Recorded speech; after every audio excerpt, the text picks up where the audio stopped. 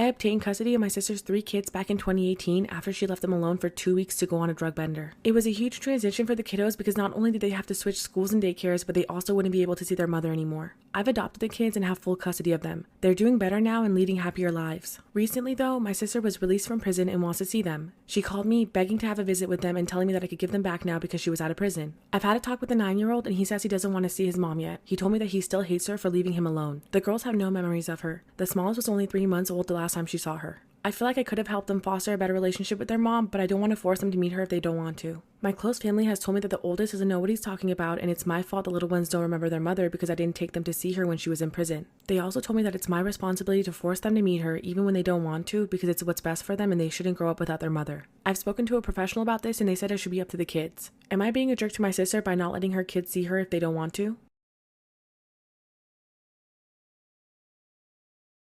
Part 2 of not letting my sister see her kids. I gave my oldest 2 weeks to really think about whether he wanted to see my sister or not. I figured that his original decision might have been made out of anger, so I wanted to give him time to make such an important decision. Ultimately, he decided that he did actually want to talk to her. I was a bit surprised, but we set up a Zoom call between them with me supervising. Right before the call, he admitted to me that he wanted to talk to her just to see if she'd say sorry. She didn't. Instead, she opened the call with, "Hello, it's been so long. I guess you're ready to come home with me now?" That's when she noticed I was sitting there with him. She immediately launched into accusations of alienation, followed by saying if I don't give the kids back, then she'd call the police and say I kidnapped them. My oldest was disgusted and asked her if she was going to apologize to him. She had the audacity to ask what for. At that point, he shut off the Zoom call. I asked him if he was okay, but he spent the rest of the afternoon in his room by himself. That night, he told me that he never wanted to talk to her again. I told him he didn't have to talk to her again if he didn't want to, and we'd never give him back over to her. Before now, I honestly never considered myself as their parent, even after legally adopting them. Now I realize those kids are my kids and they're going to be for the rest of my life.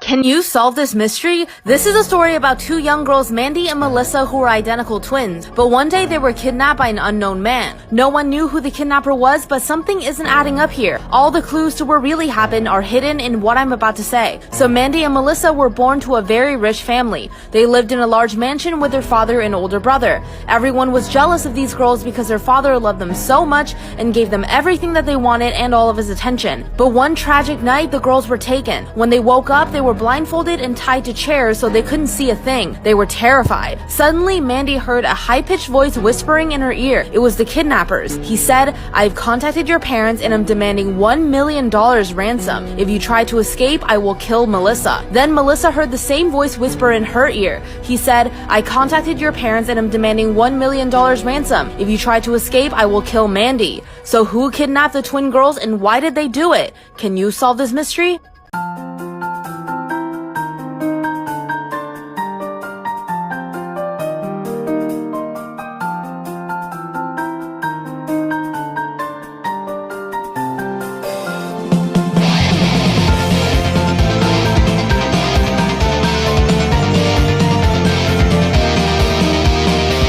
Storytime about a catfish that went way too far. My coworker Ron was always looking for girls way above his league on dating apps and social media. If the girl didn't look like a supermodel, he wasn't interested. He would always complain that the girls he liked would never respond. To make matters worse, Ron isn't the best looking guy in the world and he'd been out of the dating scene for a few years. We told him to lower his standards and be more realistic, but he wouldn't budge. One of my other coworkers named Jason decided to give him what he wanted and made a fake Facebook profile pretending to be a beautiful girl named Bella. He set her location to Canada and messaged Ron. Ron took the bait and they began messaging back and forth for months. He would always talk about Bella and how he couldn't wait to go to Canada to meet her. He was looking at plane tickets and talking about how he's been saving up for this trip. I was starting to think that this joke was going too far, but I hadn't seen anything yet. Ron came to work one day distraught and said that Bella had gotten into a terrible car accident and is in a coma that she wasn't expected to come out of. He said Bella's sister messaged him last night and told him the news. I figured Jason must have gotten bored of catfishing Ron and this was his way of killing Bella off and being done with it. Little did I know that Jason had no intention of stopping anytime soon and this was just the beginning.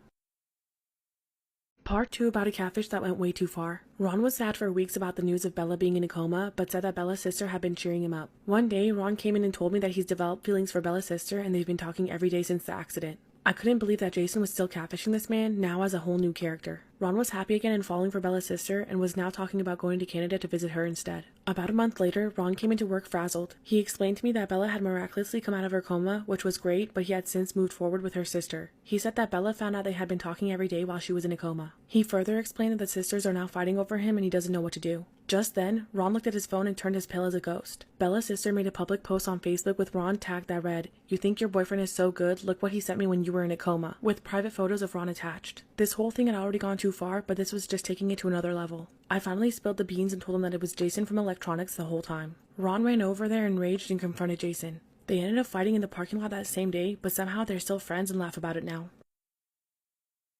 This is why you should never give your phone number to a stranger. One girl did this and ended up suffering an unimaginable fate. So a stranger stopped her on the street and said, "Please give an origami crane so Kasumi's heart transplant can be a success." She was intrigued by this request and she wanted to do some good, so she made the origami crane and handed it back. But things were not so simple. The stranger asked her to write her name and phone number in a notebook, and because so many other names were already written down, she did it too. But then this stranger started calling her, demanding that she make more origami cranes. Then the calls went from every day to many times a day. Eventually, the caller said if she didn't make a certain number of cranes per day, she would be dooming an innocent girl to die. She couldn't take it anymore. One day, her parents came into her room and noticed that she had trouble standing up and functioning. Eventually, she was sent to a mental hospital with no access to a phone. She got better afterwards, but on the day she was meant to leave the hospital, another unexpected incident happened. As she was about to leave, a stranger bumped into her in the hallway and whispered something in her ear. She ended up having a breakdown on the floor that led to uncontrollable screaming until she was sedated. The stranger had whispered, "Kasumi's dead. Let's see who will make cranes for you now." Have you ever seen a painting that looked extremely realistic? Jake was waiting for his mom when he saw a strangely realistic painting, but he made one mistake that would lead to terrifying consequences.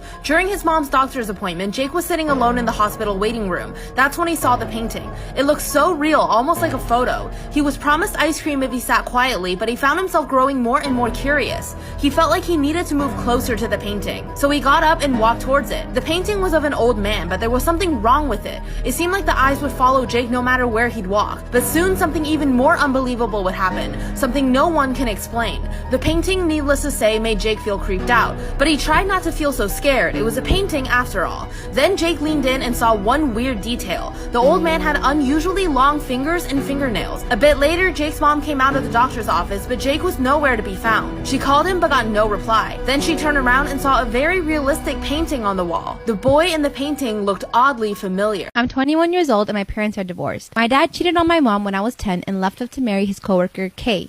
In the weeks following the incident, my pregnant mother ended up miscarrying from all the stress. Kay married my dad and gave birth to my half-sister, S. I remember I always hated going to my dad's place. I remember being miserable whenever I was around them. I never had a bond with S and never considered her to be my sister. Anyways, I visited my dad until I was 15 and then moved to another country with my mom where she met P. P was an amazing guy who made my mother smile again. They ended up getting married and my mom gave birth to my twin brothers.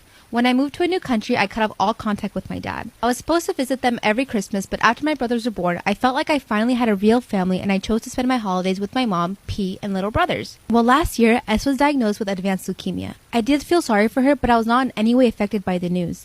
She finally passed away on the morning of my 21st birthday. Call me heartless, but for me, it was like some neighborhood kid getting sick. I felt guilty about my feelings because I'm very protective towards my brothers, and the mere thought of any harm coming to them makes me anxious. Storytime about how I saw my best friend's dad on a date with our ex-friend. My best friend Alex and I are both 17 years old. When we were younger, around 11 to 12 years old, we had a friend named Lauren. Alex has a really big house with a lot of cool stuff, so every week we would go over for a sleepover in her den. It would be me, her, Lauren, and a few other girls. Lauren started saying that she had a crush on Alex's dad, which we all thought was weird, but we kind of just ignored it. However, it started getting weirder when she started going into detail about wanting to be with him and have his children. Alex finally had enough and told her that it was going too far. She told her that if she kept saying things like this, then she wouldn't be able to come over anymore. It seemed like it got through to Lauren and everything was fine for a while. We eventually grew apart from Lauren, and even though we were still friends, she stopped hanging out with us over time. She would still talk about Alex's dad though, just not directly to Alex. At one point, she even said she had given a BJ to him, but he wasn't even in the country when she said it happened. He was on vacation with Alex and her sisters at the time, so no one believed her. One day, I went to a mall kind of far away with my brother and saw Lauren and Alex's dad together. They were being extremely affectionate, and I snapped a picture of them because he's still married. This is when my brother told me that it's not our business and we need to stay out of it.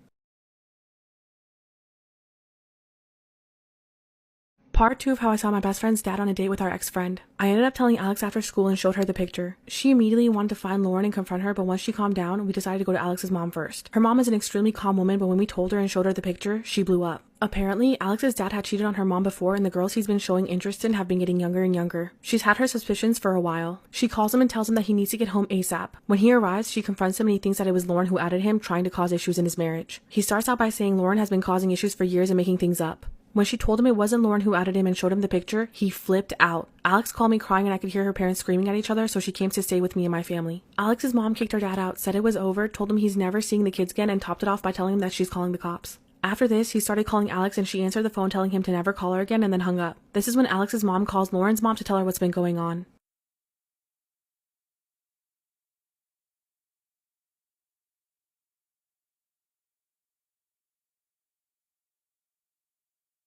Part 3 of how I saw my best friend's dad on a date with our ex-friend. Once Lauren's mom found out what was going on, she flipped out as well. She had her suspicions something had been going on with Lauren because she was being super secretive and her mom wasn't able to put it together. Alex's mom also told Lauren's mom about the stuff that she used to say. Lauren's mom searched her belongings to try and find any texts and talked to Lauren to find any evidence of their relationship before she was 18. Lauren hasn't been to school since, but she sent me and Alex texts on WhatsApp calling us nasty names and saying that Alex is going to end up a fat C word like her mom. However, Alex and her mom are both gorgeous. She also said that since we outed her relationship, she's going to out me and Alex as gigantic lesbians. We didn't get mad at her because it sounds like some pretty messed up stuff might have happened to her and we just hope that she gets the help that she needs. Alex and her mom are doing as well as can be expected. Alex's mom got a lawyer and a therapist for Alex. Everyone at school knows what's going on and it's weird for her. A few people are talking about Lauren, but everyone agrees that Alex's dad is the piece of trash here. If they find proof that he did stuff before Lauren was 18, they're going to the cops with the evidence. Alex's mom already called the local department with her suspicions, but more proof is needed.